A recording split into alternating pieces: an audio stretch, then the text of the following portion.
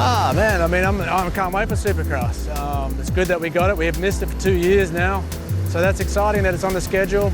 As far as a rider, like having a long series like that's a little difficult. You know, you kind of don't really get a lot of momentum going when you race every weekend. You kind of get into the zone and get that momentum, but you know, it's challenging when you have a race and a couple of weeks and then another race. But it's also good, you know, if we're speaking of like Luke Clout, for instance, it'll give him time to recover and kind of get up to speed, and it'll give myself time to recover in between rounds. So that's cool. I'm good with that.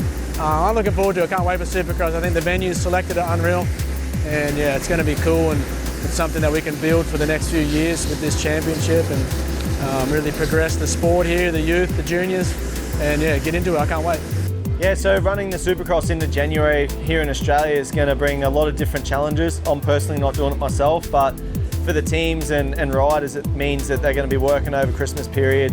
It's summer here in Australia, so the tracks are going to be baked. I know better than anyone how hard it is to prep a Supercross track when it's 40-degree heat. So that's some of the challenges that the guys are going to face, and then they're going straight into motocross. So there's not going to be really a period where they're going to be able to stop and prepare, because after our motocross championship here, they're going to be going straight into testing for Supercross and getting prepared for that. So it's definitely going to be a long year for the guys, and I'm going to look forward to watching how it pans out. Yeah, what I think about the Supercross going into the start of next year, it's going to be a bit interesting what the teams are going to do contract-wise, and I mean, it won't give us much time from Supercross back into motocross preparation, but I mean, I don't know, I guess everyone's going to have to work it out and see what they're going to do. But yeah, my thoughts on that is just a bit, it's going to be challenging, but yeah, we'll just see how it goes. I don't know, I just don't see why we'd try and not make everything closer, but we'll see. Honestly, don't have too many thoughts about the Supercross just yet. I haven't really even looked at the calendar. I know it goes into next year, which is a little bit of a bummer, just because there'd be no time off, I guess. You know, we race motocross and then the Supercross is going to start, and you know, we're going to have to race all the way into next year, which, you know, we'll see how it goes. Some people look forward to it, but yeah, to me, I wish it was like a little bit closer to like bunched up so we could get it over and done with, but that's just the way it is, and we're here to go racing.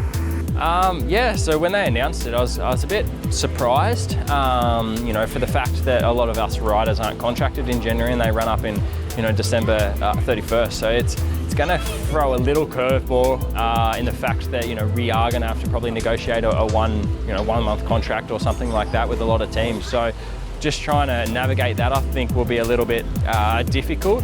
But it will also be interesting to see how, you know, Supercross's plan is over the next 5 years. I think I'm not opposed to racing in January and, December and January.